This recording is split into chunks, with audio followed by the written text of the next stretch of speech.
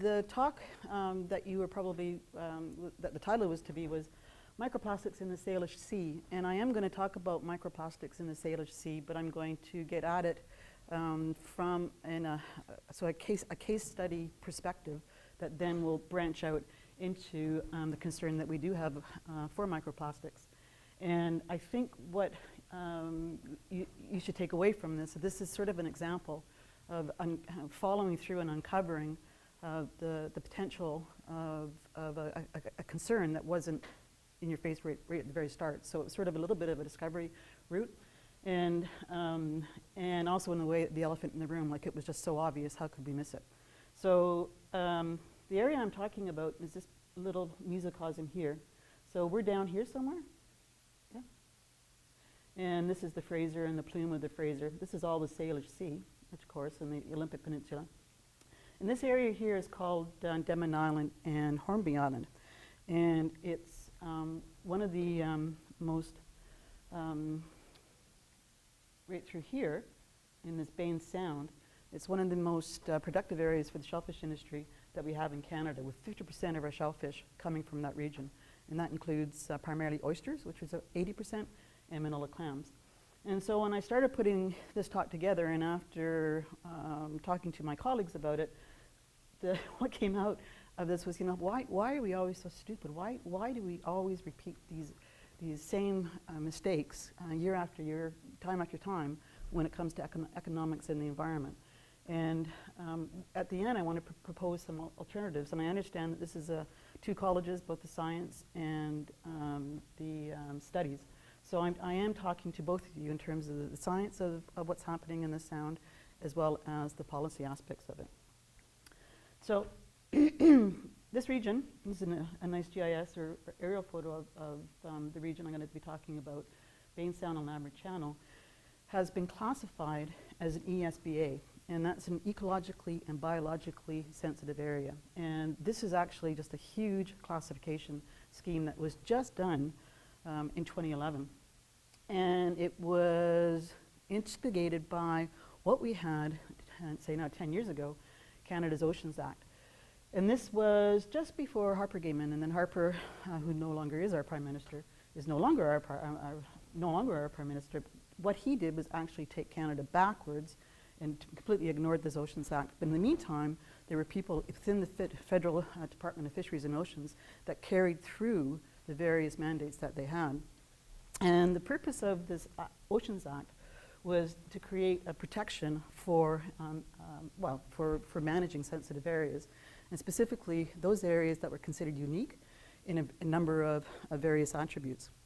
And the ESBAs were to be used as a management tool. If you've got special areas on a coastal region, then for sure you want to do something to protect those areas in a way that's different from just sort of a broad stroke of general policy.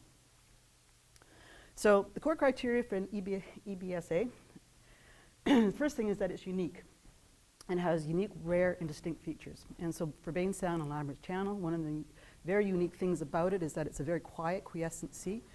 It's very protected, and because it's a very quiescent sea, it has deltas. It has very flat areas, which means that there's potential for huge density of clams, which they are, and I'll speak to that further later into the presentation.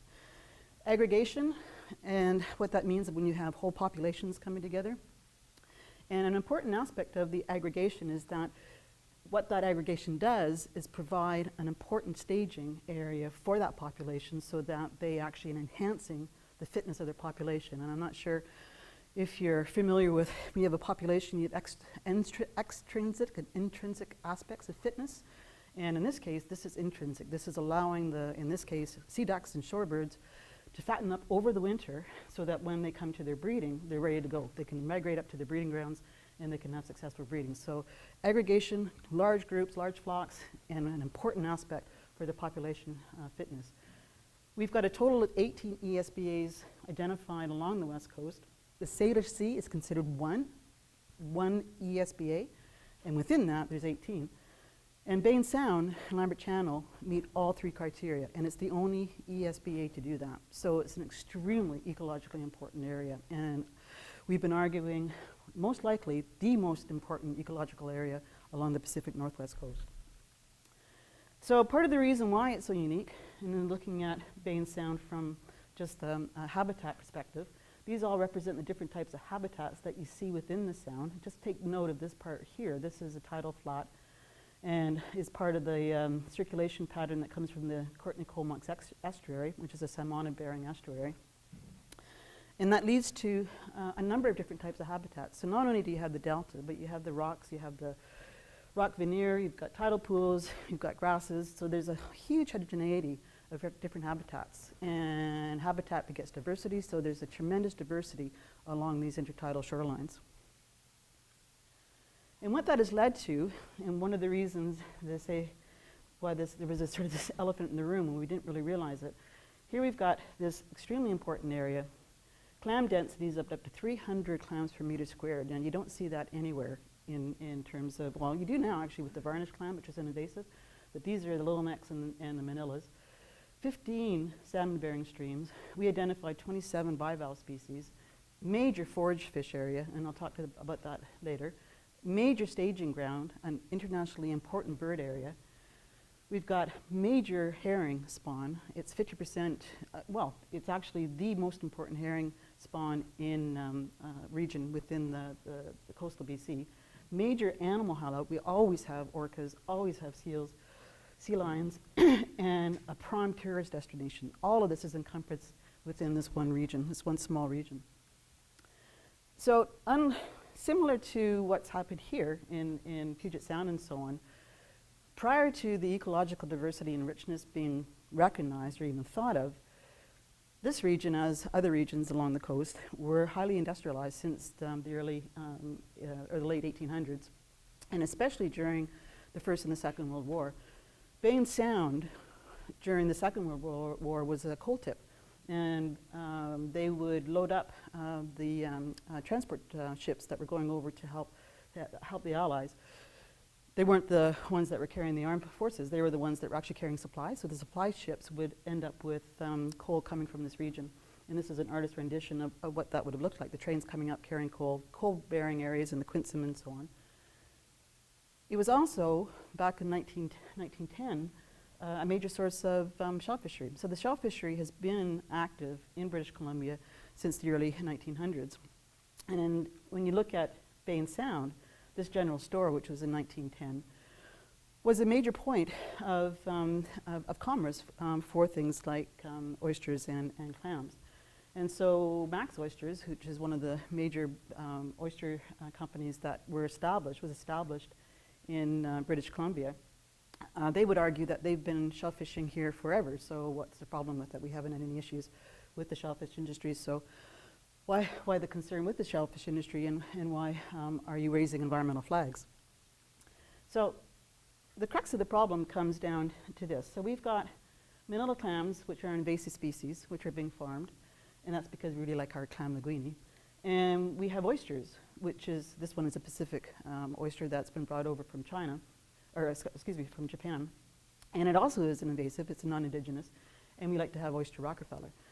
So the argument is that we are facing a protein shortage. We're going to be something like 30,000 tons short of protein by 2030 or 2050. So there's a push for just trying to determine and trying to establish and trying to develop predictable, known sources of protein. So a big push for aquaculture, not surprising. So finfish aquaculture and shellfish aquaculture argue that they are going to supply the world's protein deficiency that's looming in the next 20, 30 years. Truth about these oysters that are coming from British Columbia, they are going down to an exclusive market. Majority of them are going down to the restaurants down in San Fran, and they're primarily being ingested by young males between 18 and 49 who make over $60,000 a year. So it's a very select market that these oysters are going to, and then we just have a smaller 20% market for the manila clam, which is mostly local. So British Columbia really isn't in this way. The shellfish industry is not meeting the world's demand for protein. It's a select market, high-end market that they are gearing towards and are meeting. So they still wanted to try to push and develop this industry. And there was an economic report in 1998 that said that it would provide a tremendous economic gain. And this was at a time when the fish stocks, the wild fish stocks were crashing, and the forest industry was crashing as well. So there was a hope that this would provide an alternate economic opportunity for the coastal communities. So if you look 10 years, 2008, they've only met about 60% of what they thought would happen, and it's capped out. It hasn't gone any further. So they didn't meet this goal, but they did do an aggressive expansion of the shellfish industry on these inter-tidal areas. So in Baynes Sound, if you look at the inter-tidal area from a GIS perspective, and I had a student map out just how much the inter-tidal was being used for the shellfish industry, and we identified the red, which is where we have oysters growing out, and the yellow is where we have anti-predator netting, and these blues are estuarine areas which aren't supposed to be impacted at all. If you look at an aerial perspective, 61% of the viable intertidal is being used exclusively for shellfish purposes. And this is a region that is to support important birds, globally important birds, high density of clams, sea lion haulouts. So over half that habitat is being acquired for the shellfish industry. So you can imagine there's been a pushback from people within the community, from scientific community, saying, well, wait a minute, this isn't the best way to treat this region. And this is the number of leases that are in the area of Baynes Sound and Lambert Channel. And 90% is under tenured. So it's even though we're still pushing, there's only 10% of that area that's actually free of the industry. And concerns that have been raised are the anti-predator netting, the fish, the herring, that are incredibly important forage fish, getting trapped underneath the nets, driving on the beach, which is going to impact the forage fish habitat, and then loss of diversity as you go towards a monoculture. So those are some of the concerns that were raised by the locals. And then we came in about 10 years ago and started to look at it scientifically, saying just what is happening when you do this to the beach. So this is an example of an oyster grow out. This is all spread with oysters. They're mostly on a single layer. And the reason why they do this is that they grow the oysters out on a long line for 3 years, and so they start off as their seed and then they get to market size. When they're on the long line, they're feeding continuously, so they're not closing their shells. And so they're feeding 24/7. So the flesh is very, very soft and not very palatable. So they put them on the beach so that when low tide comes, the oysters use their valves to close, and then they open, they close, and they open. So it's essentially they're getting a workout and toughening up their muscles so that they become marketable. So they do that and let them grow out for a year before they take them to market. And the anti-predator netting, which is supposedly to increase production of the manila clam. And the argument is that the scoters, the sea ducks, the harlequins and so on, prey on the manila clams, and if they don't cover them, they'll lose their product. And there's sort of two processes here where they have this is where they have the oyster grow out, and then this is all anti-predator netting. And other things that they put on the beach include equipment and berms and so on. So there's tremendous modification of this once very, very viable habitat. So this is what the anti-predator netting looks like close up. And it's a mesh, and it's a plastic mesh. It's also called card cover, and it snaps and it breaks and it chips. It can also be made out of cloth, which has polyethylene ropes and so on, which has fibers. And what does that netting do? So what our study showed, this is a site that has a net, and this is a regular beach without a net, that there's a number of processes that are being affected.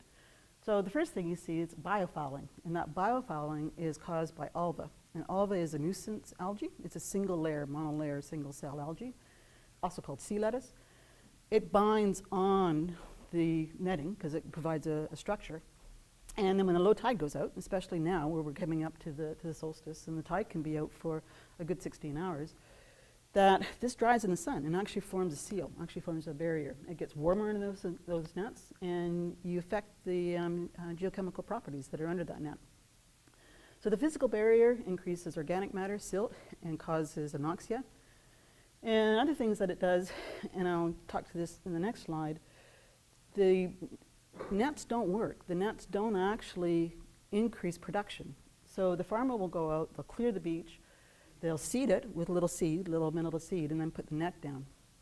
And that little seed is a free a feast for all the little fish and all the little crabs that are just waiting for the farmer to come and provide lunch for them, because they feed on that seed. The nets float just slightly above the sediment water interface when they're inundated, so they get underneath the nets and they consume all the seed. The other thing that it does, that seed acts as an attractant for crabs, for shore crabs. So if you look at beaches with nets and seeding, they'll have 5 times the amount of shore crabs as compared to reference beaches. So some of the practices just don't seem to make sense given the ecology of what is happening on the intertidal. So the first aspect is when you're talking about biofouling, there's a very, very important process called benthic-pelagic coupling. And benthic-pelagic coupling is where you have the benthic environment interacting with the pelagic environment, the overlying water column, and the organisms that bring those two environments together. And they do that through filter feeding. So the blue mussel and the barnacles, they're on the surface, they're pulling right from the water column. So they're taking algae and so on out of the water column and then releasing the ingested food, both as pseudofeces, which is false feces that they don't ingest, which is sort of a cloud of stuff, as well as feces. They package it up and deposit it. Extremely important source of nutrients, important source for nitrogen, important source for phosphorus, all needed for primary productivity. So they're pulling out the algae and then recycling it so that it can be used again. Contrast that with our little clams that are in the sediment. They're actually endobenthic. They are at least 10, or I should say, about 3 centimeters below. And they've got their little siphons. So if you're walking along the beach, and I'm sure some of you have done this, and you see those squirts as you walk, as you pressure and they squirt up. So they're right at that sediment water interface. And so they're pulling everything from that sediment water interface, including what these guys have been pulling out from the water column. So they're continuing that benthic-pelagic coupling, and it's almost like a tag team process. So you put a net on that, and you create anoxic conditions, you're going to break that cycle. So what those nets can effectively do is prevent that nutrient pulse that's coming in both by the mussel and the barnacle pulling from the water column and those at the sediment water interface. So with that disruption, you end up with an accumulation of organic matter because it's not being acquired, as well as a depletion of phosphorus and nitrogen. So geochemically, it's just not a good idea to suffocate your sediment. I mean, any gardener knows that. You want to keep it well aerated and full of microbes and well mixed. So it creates a static environment, and as I mentioned before, it's actually a warmer environment.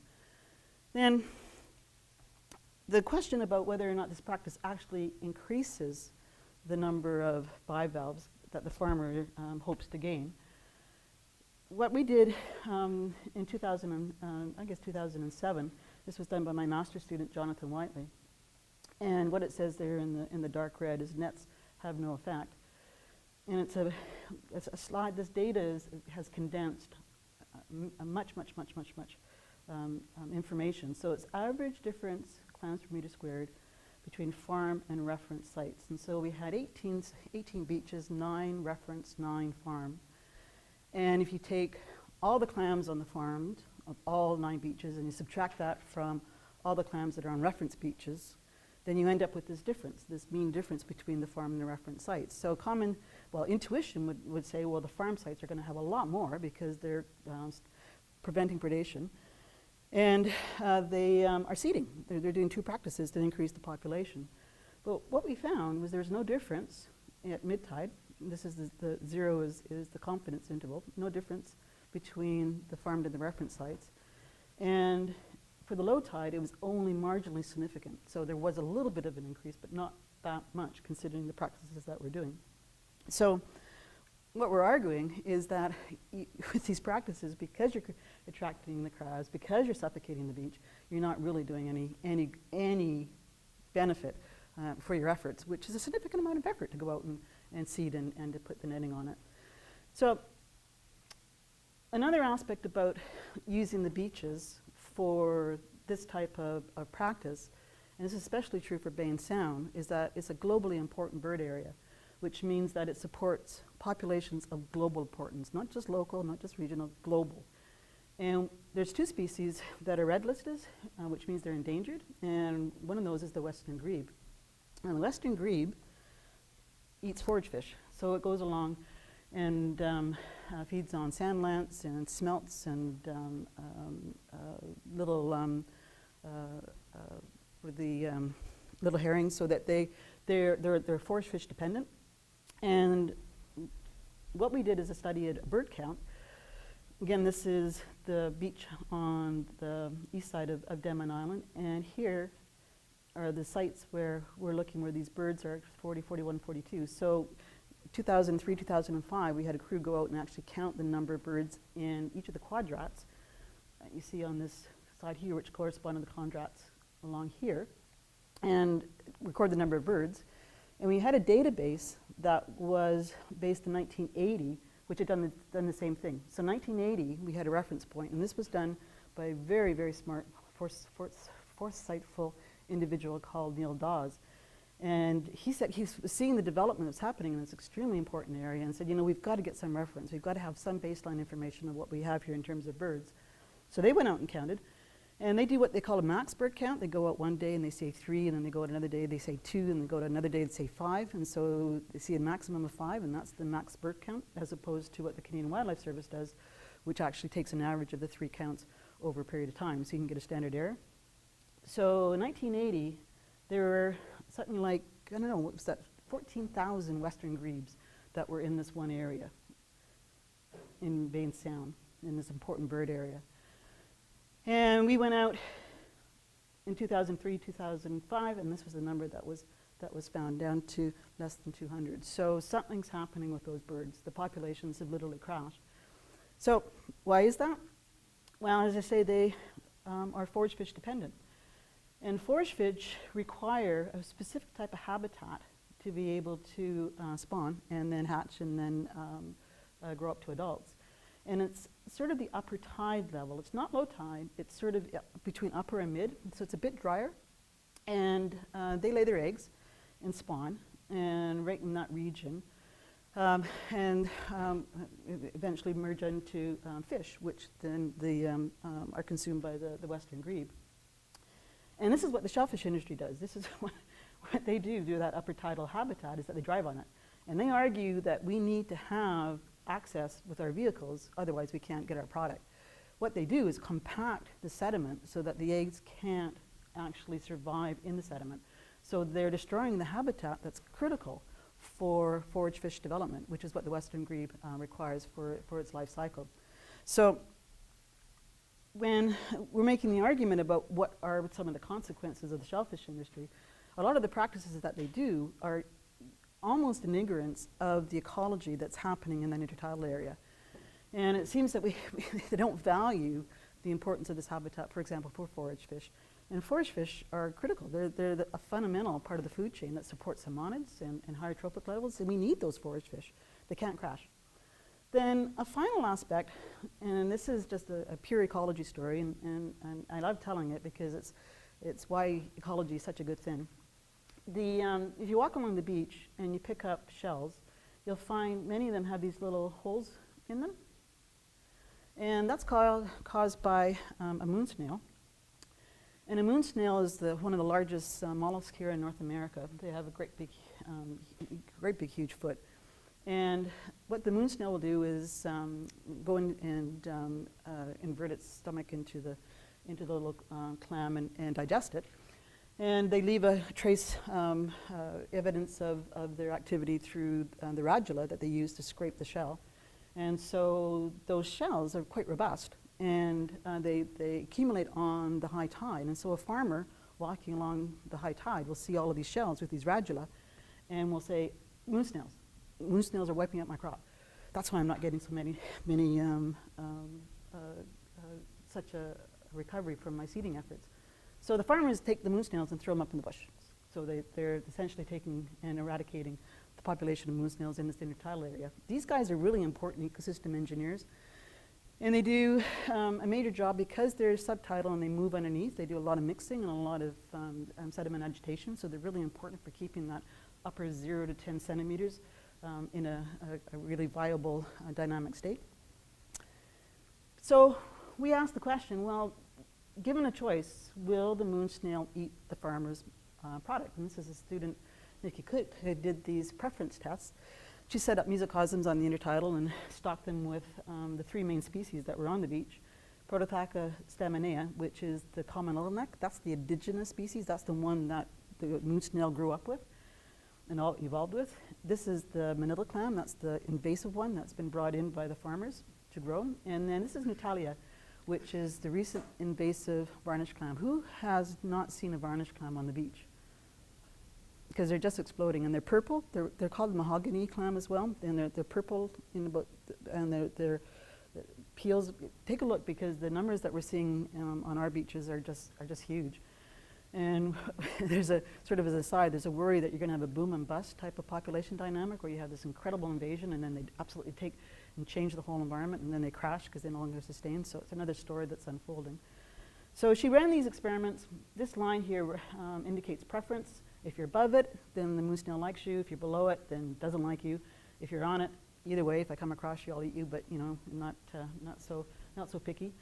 So interestingly, they went for the little neck, the indigenous species that they co-evolved with. They completely ignored the manila.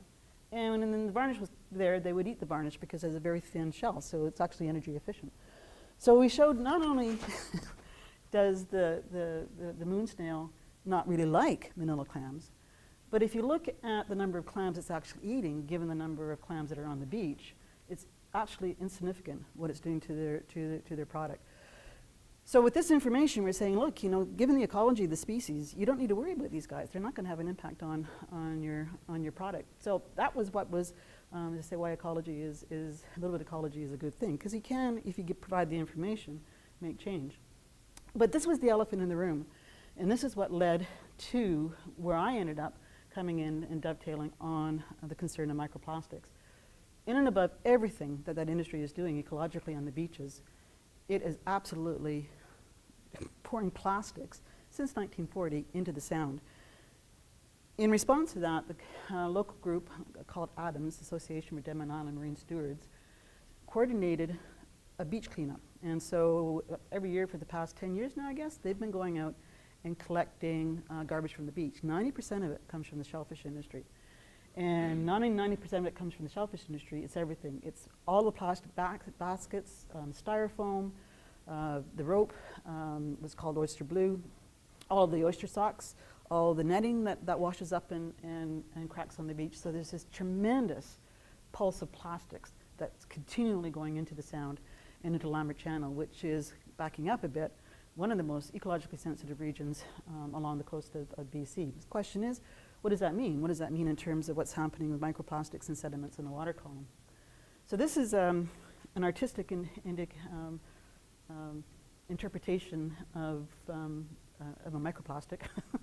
And you can see this is what the concern is, these little fibers that pull off the rope. So you don't see it at a macroscopic scale, but you start breaking that down and you can start seeing where some of these fibers are coming from. So we went out and sampled some sediments to see if we could find this oyster blue. And sure enough, we ended up picking up oyster blue in sediment cores from Baynes Sound. I mean, not surprising, since there's lots of it there.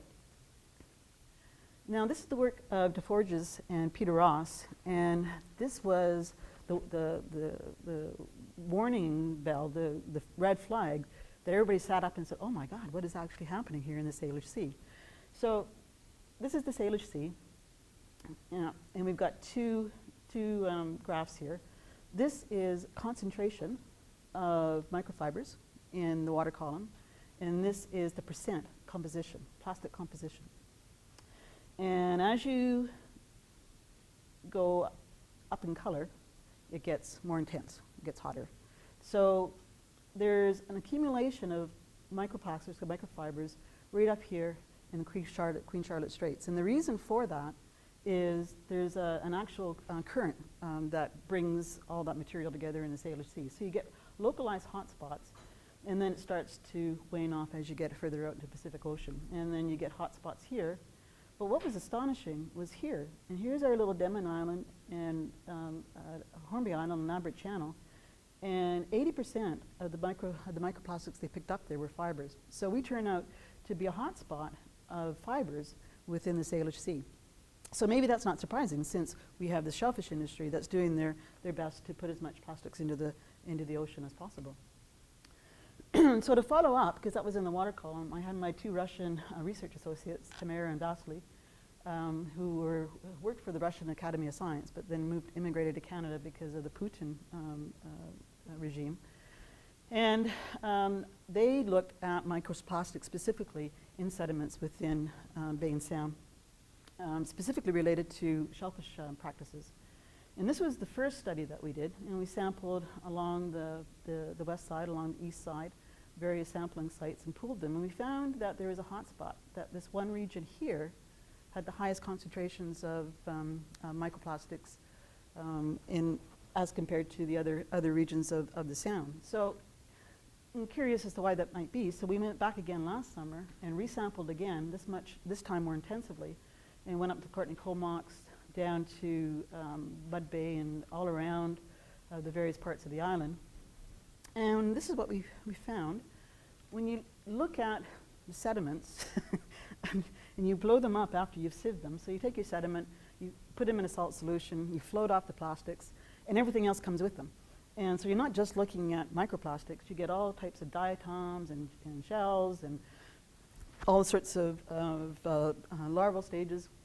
And you get siliceous diatoms, and in that you've got to figure out, are there microplastics that are also associated with the sediment.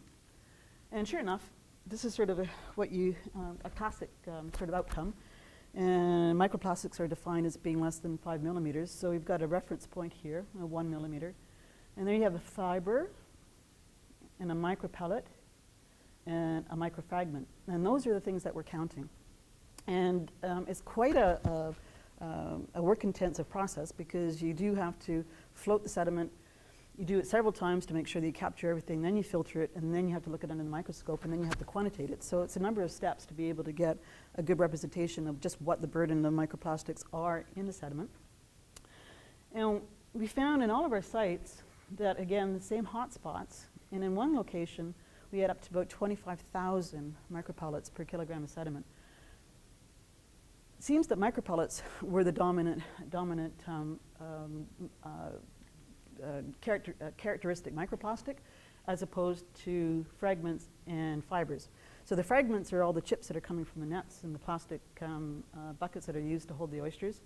And the question is, well, where are the micropellets coming from? What's the source of micropellets? So we're getting them from everywhere. They come in from absolutely everything, from scrubs, from anti-slip paints, from cosmetics. Micropellets are just a universal phenomenon that we've been putting into the ocean since we developed them back in the 50s. So we've got this legacy of micropellets that is starting to show up as they accumulate in our sediments. What's a great concern, and where I'm going with my own studies now, is what does that mean for sediment geochemical processes? So these are the sites along the x-axis. This is now the amount of organic matter in the sediment, the amount of silt in the sediment, and the percent of micropellets. So I've taken the number of micropellets, I converted it to a mass, and compared it with the two most important geochemical components that mediate and govern trace metal behavior in superficial sediments, and that's organic matter and silt. So metals are partitioned onto silt, and they get bound by organic matter. And now you've got this third component, which is a micropellet, that could also potentially interfere with geochemical processes. And the main ones to look at are here, where the micropellets are showing up in a mass that is equivalent to a geochemical parameter. So it changes our whole paradox of how we look, or our whole paradigm, how we look at sediments. It's no longer the classic geochemical components of organic matter and silts, percent silt, and oxides of iron and manganese, which are important. We now have this anthropogenic component, which is equally capable of influencing trace mineral dynamics. There's even a more insidious side to that, as we start looking at the role of microplastics in the transfer of toxicants up food chains. So this is if you remember, I keep an eye on this tidal flat here. And so what's happening is we have this circulation that's going on where this is a depositional area, and that is where we find those micropellets. And that's where the high concentrations are.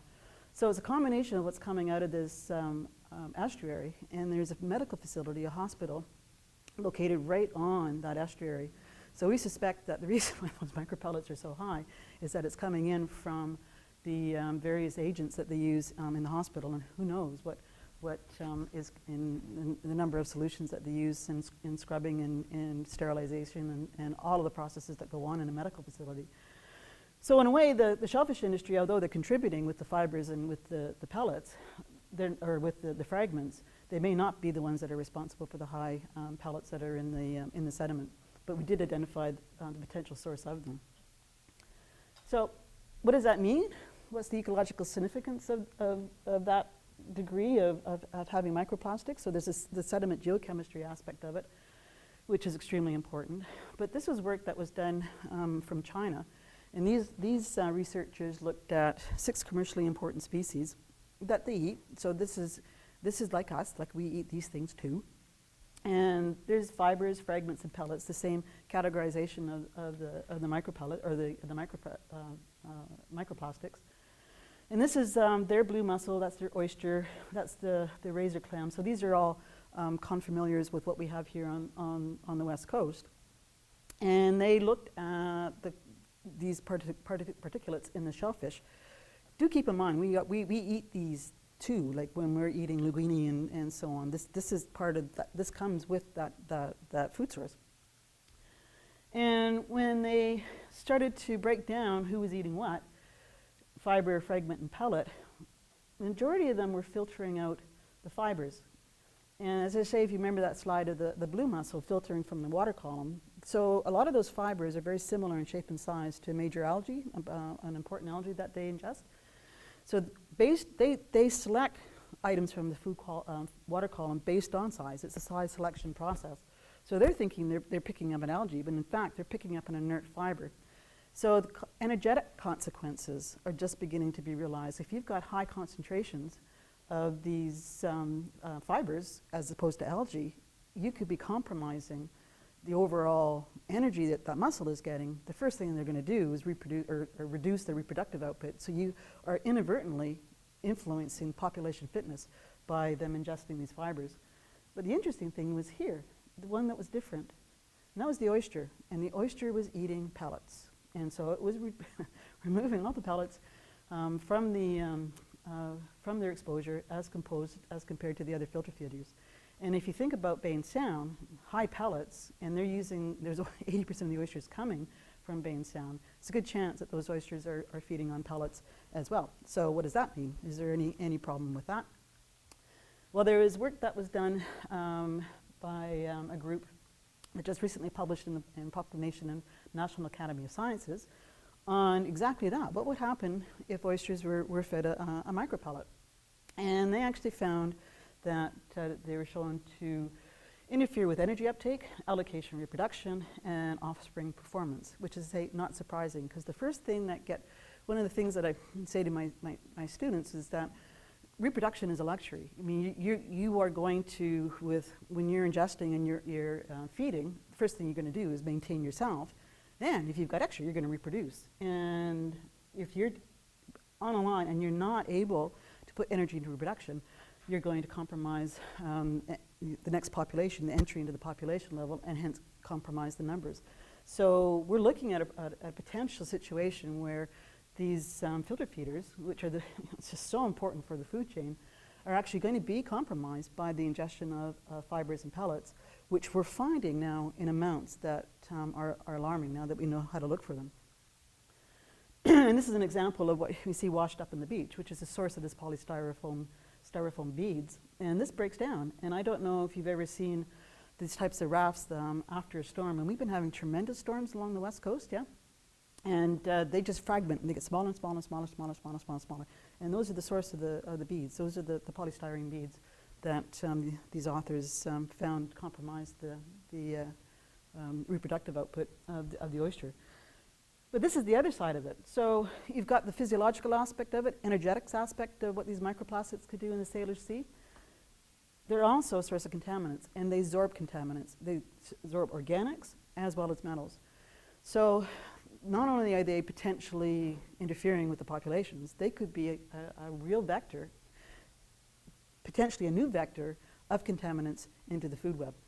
And this is another aspect of the research that we're doing now, is trying to find out for the Baynes Sound area, for our west coast, what are the shellfish feeding on? Are they a source of metal? And if so, is it being incorporated? Is it actually being assimilated by the organism? And if so, then that means that we're going to be ingesting it as well, in addition to ingesting the physical fiber itself or pellet itself. So when I started off and I started thinking of the title, and I said, you know, in a sense of common sense, you have an industry that's introducing plastics that is compromising the product that they're trying to grow. And then on top of that, you've got these tremendous overriding factors that are forcing all of us to try to adapt. And of course, the big overarching thing is climate change and climate warming. So as we've been experiencing, as the CO2 goes up, the ocean becomes more acidified. On the Pacific Northwest, we tend to be more susceptible because our waters are colder, and because of upwelling, we're getting greater amounts of CO2. So yeah, we actually have set our water column pH is around 7.5, which is enough to prevent calcification of some of these bivalves. So ocean acidification, there's only one source of seed that supplies all the industry here on the west coast, and it comes from Hawaii, from the warm waters of Hawaii. So the seed can't set, the seed can't develop into oysters, and so that industry itself is being compromised by ocean acidification. We had a huge scallop die-off 2 years ago, huge oyster die-off 2 years ago. So this is a real event that is absolutely compromising the shellfish industry. And if it's compromising the shellfish industry, you can bet that all the wild shellfish are feeling with the same stress. And then we have another specter that's because of climate warming oceans, is the incidence of red tide. Has anybody heard of the blob? The great warm blob of water that's off the coast? Yeah. And we also have, last year, we had the largest red tide event ever. It went all the way from California to Alaska. The whole coast was closed down because of the red tide. And the thoughts is that the warmer waters with increased nutrients is triggering these outbursts, these events. What that means is that you can't harvest, and you don't want to harvest because you'll get paralytic shellfish poisoning and you die. So all of the events of climate warming are even more forcing that shellfish industry and us as a protein source to say, well, is this really a viable way to develop protein? And given the environmental costs, should we be doing this? I mean, this is sort of this common sense argument, are we making the right choices and the right decisions? So this is just some of the news items that came out last year. And this is a toxic algae bloom that stretches from the west coast, Santa Barbara, all the way up to Alaska, and the impact that it has as because it's toxic and poisonous to humans. So is there an alternative? Where do we move from here? We've got plastics, we've got climate warming, we've got red tides, we've got impacts on the beach. And so the argument is, well, let's just look at these intertidal areas for the services that they provide. I mean, let's not just think about farming them. Let's look at them in sense of what actually they do for our environment and sustain us. And there's been a real interest in eelgrass and the role of eelgrass, not only as nurseries and its important habitat. And what it does, as you know, is create a three-dimensional structure in the water column. So it's good for epiphytes and nurseries. It provides refuge and so on. But it also has carbon credits. And it can have an actual cash value. And it can suck back carbon and actually store carbon. So down in Australia, they do that. They actually incorporate eelgrass as part of their cash crop. That is providing a service of helping rid the atmosphere of the excess CO2. We could do the same thing in BC. Each farm, it's about $50,000 that they would be able to get from considering eelgrass, which means why not let's plant eelgrass and create habitat and create nurseries, and that's going to benefit all of us because then we'll have more forage fish. And so thinking about the forage fish, which now the habitat's being crushed and compacted by the various practices of the industry, why not value the forage fish? Why not have an absolute value put on the importance of that forage fish for higher trophic levels? So there's Ramona, who does the egg count throughout British Columbia, and she's created detailed maps of all the suitable habitat. But this is the importance of these forage fish in terms of the role in the food chain. You know, and we're up here too. And this is where we sit. So we need to have these forage fish maintain these very healthy populations. So recognize that as a value. Put that value in to what that intertidal surfaces are providing. And then nutrient flux. So here you've got nets and the farmer suffocating the sediments. Recognize how important that flux is in terms of maintaining a healthy algae phytoplankton community so that the bivalves can feed on it, which then can in turn be fed on by the higher trophic levels, which are the scouters and the shorebirds. And that goes back to not only just what's happening in the water column, but also at the sediment-water interface. Include that as what is important on the intertidal. And the farming aspect of it, you're not going to win. I mean, you've got so many agents pushing against you that you're just not going to be able to come up with a sustainable product. And then finally, diversity. Everybody knows that diversity begets stability, that we need to have diverse ecosystems to maintain the resilience. We get a simplified ecosystem, it crashes. So we need to recognize that within the context, not only of the industry, but what the intertidal provides in terms of its own ecosystem. So I'm just going to close off with this slide. And I sort of tried to put it into some type of conceptual, I won't say model, but conceptual format. And on the left side is what we're doing now. When I put it in as extrinsic forcing, things that are happening at the anthropogenic level. And so we've got, on the outside, we've got forces of the shellfish industry. We have other industries that are happening, like the seaweed harvest.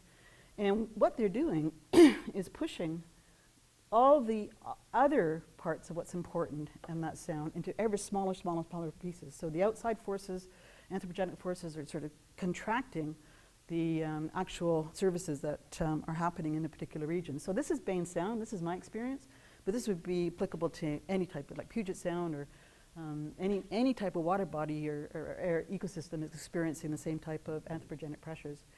And we've got to move to what I call intrinsic forcing, which is ecosystem-based. And so you put your activity in the center, and then it's regulated by all the other services that are being supplied. We let those services dictate what can happen in terms of an industry. So we're not saying get rid of the industry. We're not saying, you know, don't do this.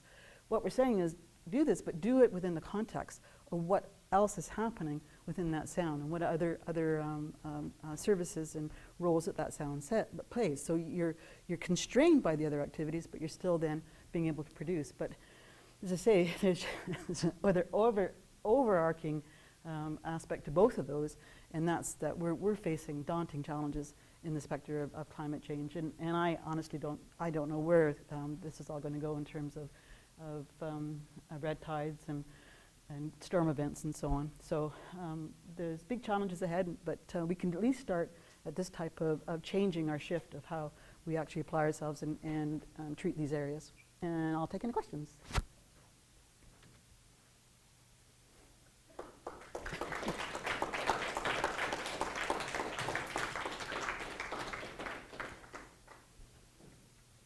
No questions. Yes? Well, I guess if you were to use the second of the conceptual kind of model, what policy changes would you see taking place in the current management? So what we're doing, we've got all this information. We've got 10 years of scientific data. We've got information on the microplastics. And we're off to the World Wildlife Fund, which is here in the United States as well, on the 14th of June, to find out how we move Baynes Sound and Lambert Channel into a marine protected area. Our new government has promised 17% increase in marine protected areas based on science. So we're getting our little document together to show the science, what's happening in the Sound, why it needs to be a marine protected area. And then what we want to do is we want to buy out the oyster farmers. We're going to say, look, this is what's happening. This is going to be hard work.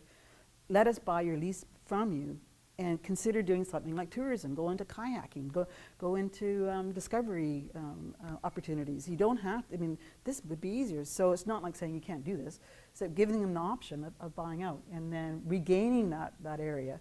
And as I say, as we regain it, putting it into a marine protected area. So the policies have been changed. As I say, the 17% increase in marine protected area, recognized based on science, because Canada has something like 1%, like right now, it's pitiful.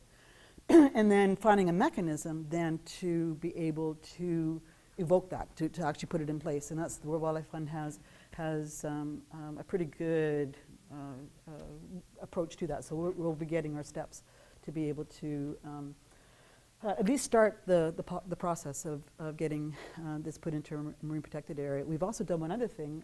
We've enlisted the help of Sea Legacy, which is a filming and promotion company. And they're going to go up in the Sound during all the critical periods of time and essentially make a documentary of the Sound and get people to acknowledge just how important this is and why this needs to be protected.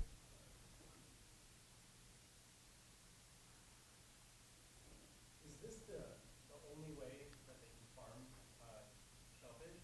Can they not do it any other way?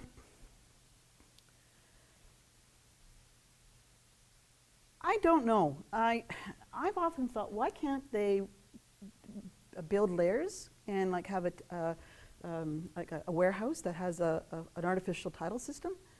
And I think it comes down to cost. So the analogy is with the fin farms, the fish farms, and they're all placed in fjords for the very practical reason, fresh water, or not fresh water, but cold water all the time. There's no chilling, and it's always being replenished. It's always fresh. So you try to reproduce that in a container, upland container, then you've got your electrical costs required for chilling the water and the electrical costs required for actually mixing and so on, which become prohibitive. So the same argument is that economically, if you can't rely on the ecosystem services that are provided by the intertidal, reproducing those services makes it unaffordable. Yeah.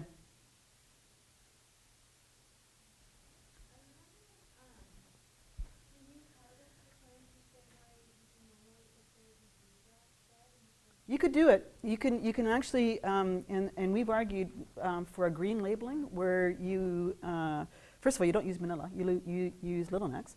The First Nations actually are, they harvest butter clams. They little necks as well, but butter clams are the preferred one.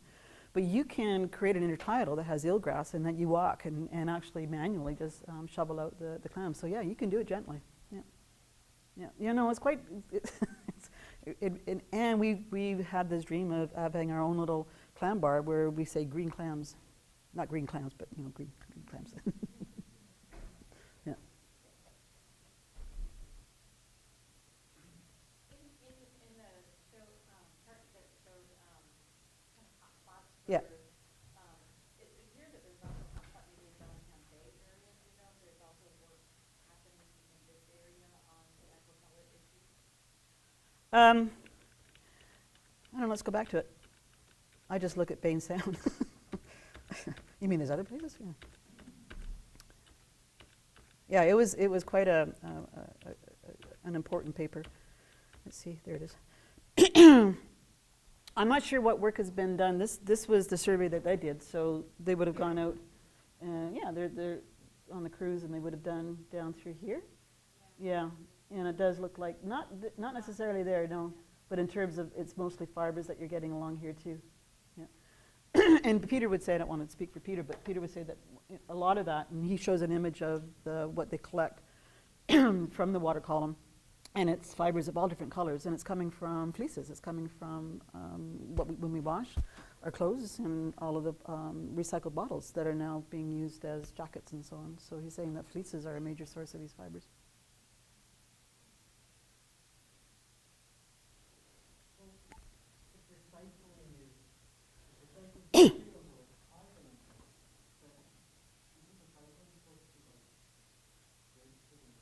We are in a conundrum, yes. Yeah. Yeah. I don't know. Maybe we just stop washing our clothes. And we need. I don't know. I mean, I think as we sort of delve into this, and we recognize the magnitude of it, we can then get a handle on just what we're going to have to do to start to mitigate and start to make a difference. We have a legacy issue here. I mean, we've got these things in the sediment now. And in fact, I don't know, everybody, you've heard of the Anthropocene, that we're in the age of the Anthropocene. And our legacy is that we're going to be geologically recognized, or if anybody is, 30,000 years from now, because there's going to be microplastics and plastics in our sediments. So instead of fossil dinosaurs and so on, our legacy is plastics. So they're going to come across a bottle. And just wonder what type of species that is. So we have left, we've got a footprint now that I don't know how we're going to deal with that. I think it's the challenges are daunting. Yeah. That's not an answer. I'm not sure how we're going to, when we can stop activities now that put plastics in the ocean, and we're becoming more cognizant of that. And the big one, of course, is cosmetics and the microbeads that are in the cosmetics, but that's just one source. I mean, those beads are in everything. And once they're in the sediment, they're there. They're there.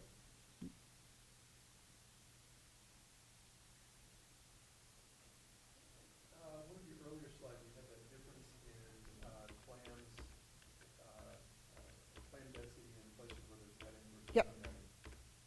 But now, the places where there's no netting, were they also seeding those Nope. clams? Nope. No. Nope. Okay, Nope. so part of that difference in the low is simply there's more clams there because they put more clams. Yep. Yep. Yep. So, Yeah. given this result, and given the expense and the work involved in putting down the anti-predator netting, I would think you could go to those companies and say, That's what you would think. "You're That would be. wasting your time and That's the money." common sense. But Yeah. they just keep doing it. Keep doing because that's what it's always done. Yeah. Yeah. Yeah. So it confuses me with the facts. Yeah. Just Yeah. makes a lot of sense. And there's very much a cowboy mentality in terms of the Wild West still, and they'll do what they want to do. Although I think that's changing now. 3 of the major players that were overseeing some of the industry have left. One of them's come back, has moved here to the States. So I think they're seeing the shift. I think they're seeing the trajectory of where this is going. And so I think we're at a good place for change. Like change is going to happen. And I think we're in a good place to take advantage of that. Leastwise in getting this as a marine protected area. I'm not sure they say getting the plastics and what the consequence of the plastics are and all the ecosystem processes. I think we're just about to find out. So on June 14th, isn't it go from 1% to 17% in those areas? Is that what you're saying? Not June 14th. We're going to go to the World Wildlife Fund. We have a meeting with them on the 14th of June. In the Liberal mandate letter to Fisheries and Oceans, they're going from 1 to 17%. That's their mandate over their period of time that they're in office. Oh, okay. Yeah, and based on science. So they'll look at proposals and look at potential areas and then choose which ones to make marine protected areas. So you're asking to protect these areas? Yep. We want this as recognized for the ecological importance that it is, and completely treated for all of the services that it provides, rather than as the capital shellfish industry of Canada. Yeah. But as I say, the shellfish industry and its problems are one thing. What this led to was microplastics and the realization, we've got something happening here that we really got to get a handle on.